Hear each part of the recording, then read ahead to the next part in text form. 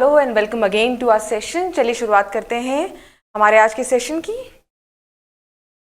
हमारा जो पहला क्वेश्चन है वो है who has been elected as the chairman of global dairy body international dairy federation IDF, जिसे हम कहेंगे वैश्विक डेयरी निकाय इंटरनेशनल डेयरी फेडरेशन IDF के अध्यक्ष के रूप में किसे चुना गया है। देखिए फटाफट ऑप्शन देख लीजिए। दिलीप रथ, NK सिंह, PVJ मेनन और यशवर्धन के सिन्हा। अगर हम इसकी बात करें तो हमारा जो आखिरी ऑप्शन है विच इज यशवर्धन के सिन्हा, ये आपके CIC हैं, चीफ इंफॉर्मेशन कमिश्नर हैं। अगर हम सेकंड ऑप्शन की बात करें NK सिन्हा, तो ये हमारे जो 5th फाइनेंस कमीशन है उसके चेयरमैन हैं। ठीक है, इसके अलावा अगर हम इस क्वेश्चन की बात करें तो इसका जो सही आंसर है वो है आपका माफ कीजिएगा, वो है आपका दिलीप रथी। ठीक है, अगर मैं इसकी बात बताऊं आपको तो ये नेशनल डेयरी डेवलपमेंट बोर्ड जो NDDB है इसके चेयरमैन है। इसके अलावा इंडिया की जो रैंक है आपकी वर्ल्ड मिल्क प्रोडक्शन में वो फर्स्ट है। ये 2-3 चीजें आपको जानना जरूरी है। इसके अलावा जो आपका IDF है इसका जो कंस्ट्रक्शन हुआ है या इसका एस्टैब्लिशमेंट ईयर है वो 1903 है। इसके अलावा जो आपके ऑप्शन है PVG मेनन, ये CEO हैं electronics sector skill council of India के, electronics sector skill council of India के। ठीक है, तो ये तो बात हो गई इस क्वेश्चन की। इसका सही आंसर है दिलीप रथी। आते हैं हमारे अगले प्रश्न की तरफ जो कि कुछ इस प्रकार से है। 2020 has been declared as the year of dash by United Nation।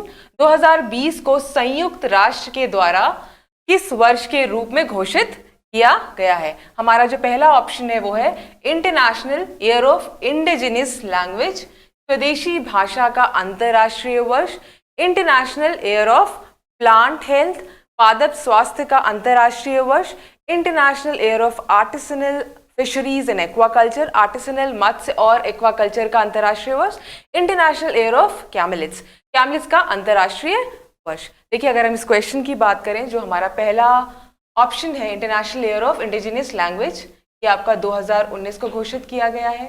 Then अगर हमारे आखिरी ऑप्शन की बात करें इंटरनेशनल ईयर ऑफ कैमलिट्स, तो ये 2024 को घोषित किया गया है बाय यूनाइटेड नेशंस। ठीक है, और ये वाला जो ईयर है ये 2022 को किया गया है। ठीक है, और आपका जो ऑप्शन C है, देखिए मैं यहाँ लिख देती हूँ, दिस इज ऑप्शन C, गलती से A लिख गया है आई थिंक। जो आपका ऑप्शन C है international year of artisanals fisheries and aquaculture, ये आपका 2020 को घोषित किया गया है बाय यूनाइटेड नेशंस। आते हैं हमारे अगले प्रश्न की तरफ जो कि है Andaman and Nicobar command ANC has conducted a 3-day tri-service combat exercise codenamed Dash at Teresa Island in Nicobar group of islands। Andaman और निकोबार कमांड ने निकोबार ग्रुप ऑफ आइलैंड्स में 3 दिवसीय ट्राई सर्विस कॉम्बैट एक्सरसाइज जिसका कि कोड नेम डैश का आयोजन Teresa द्वीप में किया है। तो आपको इस एक्सरसाइज का नाम बताना है। तो देखिए इसका जो सही आंसर है उससे पहले हम ऑप्शंस देख लें, big strike, bear strike, bull strike और बोल स्ट्राइक। तो इसका जो सही आंसर है वो है C वाला आपका, विच इज बुल स्ट्राइक। इसके अलावा इसकी अगर मैं आपको बात करें तो आपके जो ट्राई सर्विसेज हैं उसके जो चीफ होते हैं वो कहलाते हैं, वो आपके प्रेसिडेंट होता है जो कि फिलहाल आपके रामनाथ कोविंद हैं। ठीक है, वो प्रेसिडेंट होता है आपका जो कि फिलहाल रामनाथ कोविंद है।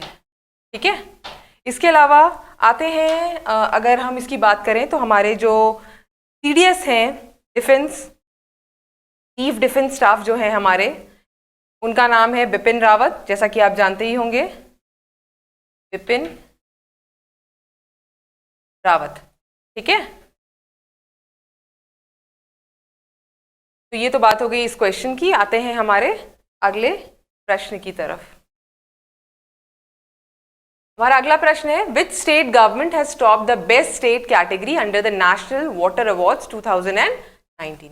किस राज्य सरकार ने राष्ट्रीय जल पुरस्कार 2019 के तहत सर्वश्रेष्ठ राज्य श्रेणी में शीर्ष स्थान प्राप्त किया है। ऑप्शन है हमारे बिहार, तमिलनाडु, हरियाणा और कर्नाटका। तो अगर हम इसकी बात करें तो इसका जो सही आंसर है वो है आपका तमिलनाडु। ठीक है, और ये जो अवार्ड है ये आपके जो वाइस प्रेसिडेंट हैं वेंकैया नायडू, आप जानते होंगे। ठीक है, वेंकैया नायडू, और आपके जो जल शक्ति मिनिस्टर हैं जिनका नाम है गजेंद्र सिंह शेखावत, ये प्रोवाइड करेंगे। ये 11 और 12 तारीख को ये अवार्ड्स प्रोवाइड करे जाएंगे। आते हैं हमारे अगले प्रश्न की तरफ, जो कि कुछ इस प्रकार से है। The fourth high level meeting of OPEC India dialogue was hosted by the OPEC secretariat. OPEC Bharat वार्ता की चौथवीं उच्च स्तरीय बैठक की मेजबानी ओपेक सचिवालय ने की। The meeting was co-chaired by Mohammed Sanusi Barkindo, secretary general of OPEC, and Shri Dharmendra Pradhan. बैठक की अध्यक्षता ओपेक के महासचिव मोहम्मद सानुसी बारकिंडो और श्री धर्मेंद्र प्रधान ने की है। तो अगर हम इस प्रश्न की बात करें तो ये जो डायलॉग है, ये 4 डायलॉग है। ये पहला जो डायलॉग है इट वॉज हेल्ड इन 2015। ठीक है, इसके अलावा जो अगला है वो आपका 2021 में होगा, जो कि न्यू दिल्ली में होगा, होपफुली अगर पैंडेमिक ओवर हो जाएगा। इसके अलावा अगर हम बात करें श्री धर्मेंद्र प्रधान की, तो ये हमारे श्री धर्मेंद्र प्रधान जो हैं ये हमारे पेट्रोलियम और natural gas and minister of steel हैं, मिनिस्टर ऑफ स्टील है। ठीक है, तो ये तो बात हो गई इस क्वेश्चन की। आते हैं हमारे अगले प्रश्न की तरफ। World pneumonia day is observed on, विश्व निमोनिया दिवस डैश को मनाया जाता है। आपके जो ऑप्शंस है वो है 8 नवंबर, 9 नवंबर, 11 नवंबर और 12 नवंबर। इसकी अगर हम बात करें तो इस प्रश्न का जो सही उत्तर है वो है 12 नवंबर। अब वर्ल्ड निमोनिया डे जो है इसे मनाया जाता है to raise awareness about pneumonia and its prevention. Pneumonia के लिए अवेयरनेस और उससे किस तरह से बचाव किया जा सके, ये आपका दिन मनाया जाता है इसलिए। आते हैं हमारे अगले प्रश्न की तरफ, जो कि है chief of army staff General M.M. Naramane was conferred the honorary rank of General of the Army of which country? थल सेनाध्यक्ष जनरल M.M. नरवणे को किस देश के सेना के जनरल के मानद रैंक से सम्मानित किया गया है? तो इसमें आपके जो ऑप्शंस हैं श्रीलंका, बांग्लादेश, नेपाल और म्यांमार। इसके अगर हम सही उत्तर की बात करें तो इसका जो सही उत्तर है वो है आपका नेपाल। ठीक है, आपकी जो नेपाल की जो प्रेसिडेंट हैं जिनका नाम है विद्या देवी भंडारी, ठीक है, इन्होंने सम्मानित किया है। इसके अलावा आपके जो पीएम हैं नेपाल के, उनका नाम है केपी शर्मा ओली, आप जानते ही होंगे। इसके अलावा इंडिया के जो एम्बेसडर हैं टू नेपाल, उनका नाम है विनय एम क्वात्रा। ठीक है, और ये सम्मान पाने वाले पहले भारतीय जनरल थे, उनका नाम था KM करियप्पा।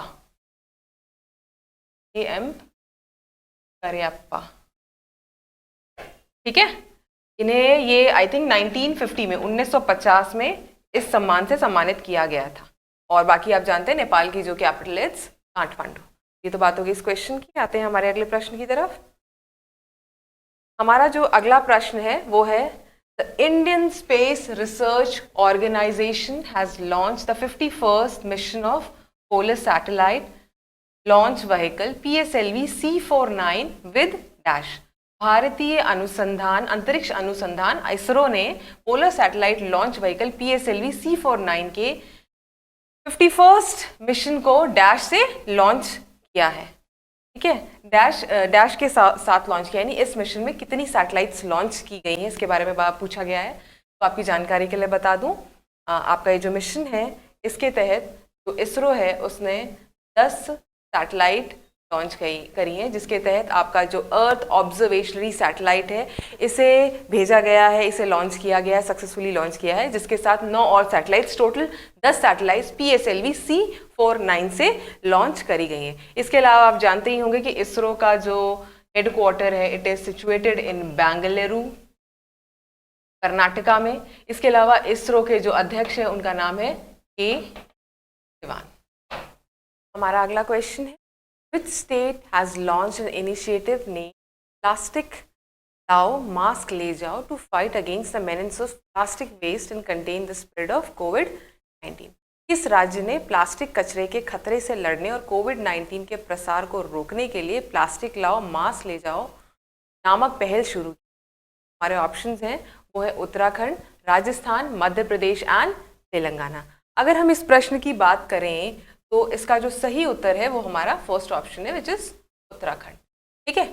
इसके अलावा अगर हम बात करें आपके राजस्थान की, तो राजस्थान की आपकी एक स्कीम है जिसका कि नाम है प्योर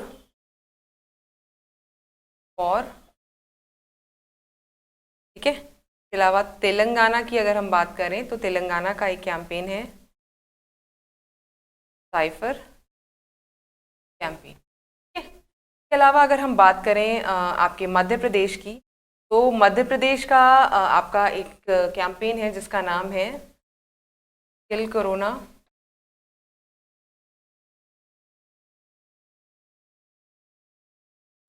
और नेक्स्ट है आपका शरण पादुका।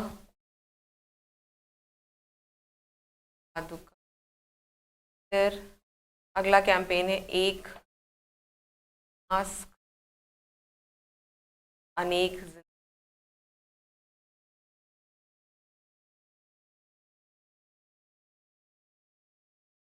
नेक्स्ट है आपका रोको रोको कैंपेन। ठीक है, ये आपके कुछ कैंपेन्स हैं मध्य प्रदेश के जो। तो ये तो बात होगी आपके इस क्वेश्चन की। आते हैं हमारे अगले प्रश्न पे। हमारा नेक्स्ट क्वेश्चन है, which bank has launched a comprehensive banking program Mind for its millennial customers the age bracket of 18 years to 35 years? किस बैंक ने अपने मिलेनियल ग्राहकों के लिए एक व्यापक बैंकिंग कार्यक्रम माइंड लॉन्च किया है? ठीक है, तो इसका जो सही उत्तर है वो है आपका ICICI बैंक, आपका बी ऑप्शन है। ठीक है, अब अगर हम इसकी बात करें तो जैसा कि आप जानते हैं तो ICICI बैंक है, इसका जो हेडक्वार्टर है, चलो मैं मिटा देती हूँ। आपका जो ICICI बैंक है इसका जो हेडक्वार्टर है it is situated in Mumbai. ठीक है, मुंबई महाराष्ट्र में है। और जो इसके CEO हैं वो हैं संदीप बख्शी। ठीक है, और ICICI बैंक की जो टैगलाइन है वो है आपकी हम है ना ख्याल आपका। ठीक है, ये जो आपका माइंड प्रोग्राम है ये ICICI बैंक है। आते हैं हमारे अगले प्रश्न की तरफ। प्रकार से है, who is the author of the book till we win book on covid?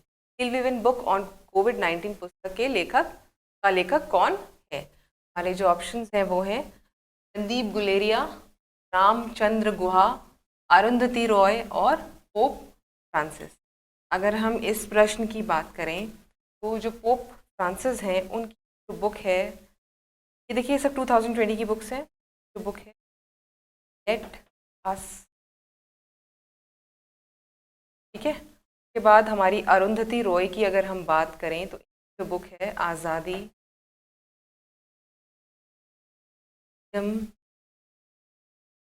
Fascism fiction. ठीक है, ये बुक हो गई आपकी अरुंधति रॉय की। फिर है हमारे रामचंद्र गुहा की बुक है the Commonwealth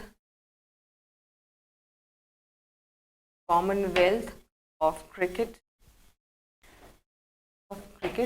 a lifelong love affair with the most subtle and sophisticated game known to humankind। ठीक है, तो the common of wealth of cricket ये किसकी बुक है? रामचंद्र गुहा की। और आपकी अगर हम इस बुक की बात करें टिल वी विन, ये आपका इसका जो सही उत्तर है वो है A option, which is Randeep Guleria.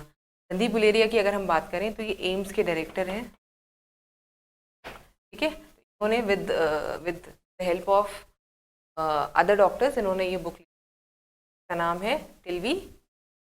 आते हैं हमारे अगले प्रश्न की, जो कि कुछ प्रकार से है। Gyanendro Ningombam, I hope I'm pronunciating it right, becomes new president of Hockey India, is from which state? तो जो आपके ज्ञानेंद्रो निगोम्बम हैं, ये हॉकी इंडिया के न्यू प्रेसिडेंट बन गए हैं और इन्हें ये किस स्टेट को बिलोंग करते हैं? हमारे ऑप्शंस हैं सिक्किम, मणिपुर, असम और इसका जो सही आंसर है वो है आपका, माफ कीजिएगा, इसका जो सही आंसर है आपका वो है आपका मणिपुर।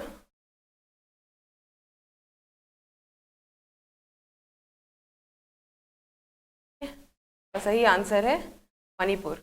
अगर हम इसकी बात करें इस प्रश्न की, तो अभी आपके जो बने हैं ज्ञानेंद्रो निगोम्बम, इनसे जो पहले हैं उनका नाम है मोहम्मद मुश्ताक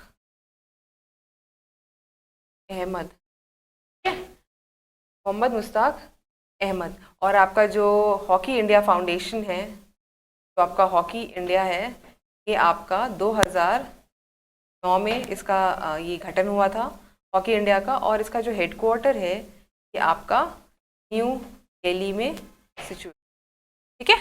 आते हैं हमारे अगले प्रश्न की तरफ। What is the name of the joint coastal security exercise being carried out by a joint effort of the state of Odisha and West Bengal governments? Orissa राज्य और पश्चिम बंगाल सरकारों के संयुक्त प्रयास से किए जा रहे संयुक्त तटीय सुरक्षा अभ्यास का नाम क्या है? आपका जो पहला ऑप्शन है सागर कवच, दूसरा है रक्षा कवच, तीसरा है जल कवच और चौथा है आपका समुद्र कवच। तो इस प्रश्न की अगर हम बात करें तो इसका जो सही आंसर है वो है आपका सागर कवच, जो कि आपका पहला ऑप्शन है, ठीक है। ये आपका जो पहला ऑप्शन है ये सही है। ये आपका जो पारादीप कोस्ट है उड़ीसा का, पारादीप कोस्ट है, ये एक्सरसाइज यहाँ पे कंडक्ट की जा रही है। इसके अलावा आप जानते ही हैं जो नेवल चीफ हैं आपके, चीफ ऑफ नेवी हैं, उनका नाम है एडमिरल करमबीर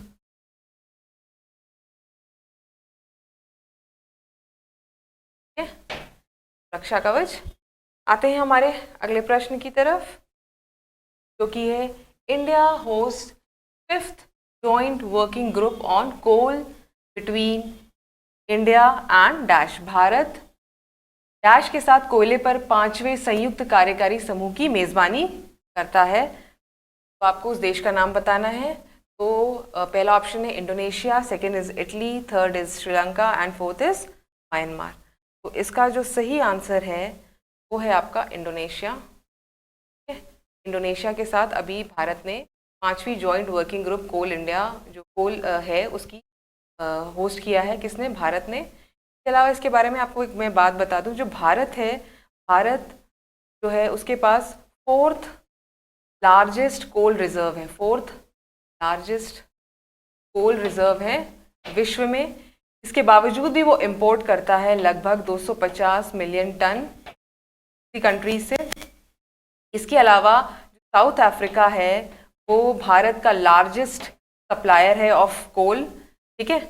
और इसके बाद ऑस्ट्रेलिया है, साउथ अफ्रीका और उसके बाद है ऑस्ट्रेलिया। इसके अलावा अगर हम बात करें तो भारत जो है 128.7 मिलियन टन कोल इंपोर्ट करता है, जिसमें से लगभग 50.4 उसने इंपोर्ट किया है कहाँ से?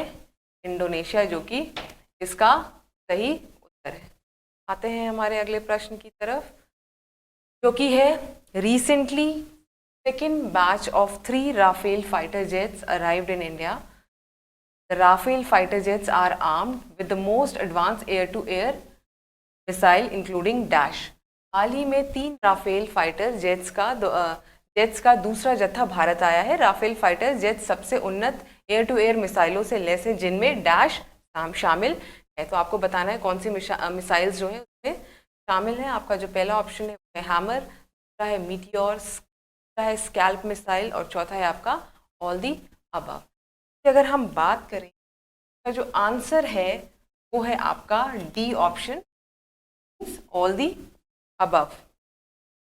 आपका जो डी ऑप्शन है वो इसका सही आंसर है, which is all the above, यानी हैमर, मीटियोर, स्कैल्प मिसाइल, ये सारी इस आपका जो राफेल जेट आए हैं इनमें शामिल है। अच्छा, इसमें एक चीज़ आप जान लीजिए, आपका जो ये विमान है, ये 3 विमान, अब इससे पहले 5 विमान आ चुके हैं, आपको याद होगा अंबाला एयरबेस पे आए थे, इन्हें इंक्लूड किया गया है। अभी जो हैं आपके वो 3 आए, टोटल आपके कितने हो गए हैं, 8 हो गए हैं। और ये जो आपकी जो डील थी इसके तहत आपको 36 राफेल की ये डील थी, जो कि लगभग 1 करोड़ की ये डील थी बिटवीन फ्रांस और इंडिया। फ्रांस की जो कंपनी आपकी दसॉल्ट इंटरनेशनल, आप जानते ही होंगे, दसॉल्ट इंटरनेशनल के साथ ये डील की थी 2016 में।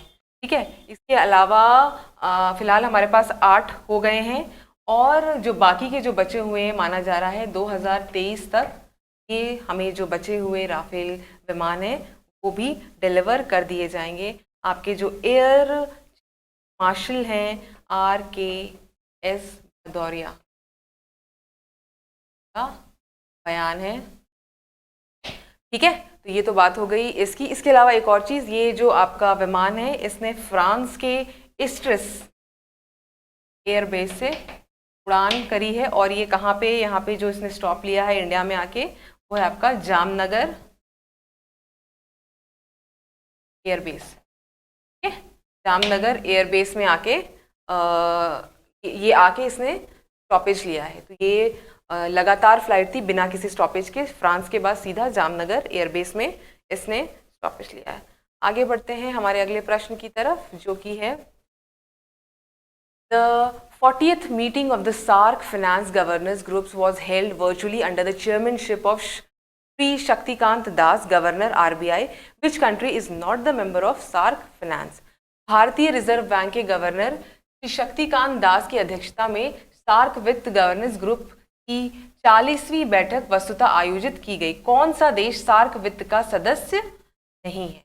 आपके ऑप्शंस हैं पाकिस्तान, अफगानिस्तान, बांग्लादेश और आपका रशिया। तो अगर हम इस प्रश्न की बात करें तो जो आपके में बांग्लादेश है आपका, इसमें L लिखा है, इसमें जो आपका डी ऑप्शन है रशिया, ये इसका मेंबर नहीं है। बाकी आपका पाकिस्तान, अफगानिस्तान और बांग्लादेश ये इसके मेंबर्स हैं। इसके अलावा अगर हम सार्क फाइनेंस की बात करें तो इसका जो इस्टेब्लिशमेंट ईयर है, मैं यहाँ लिख देती हूँ 1998 है। ठीक है, 1998 है।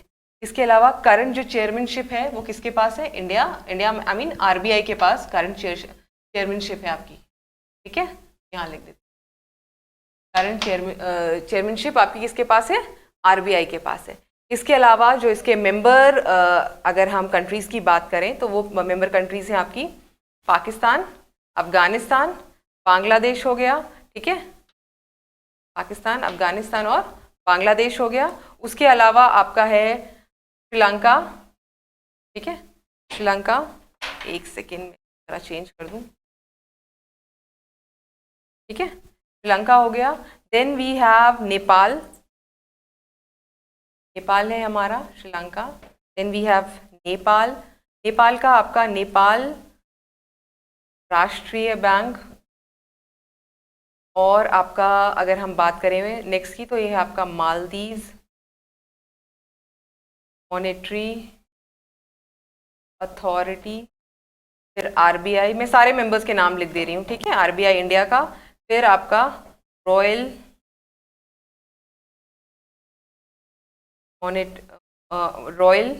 Monetary authority of Pakistan.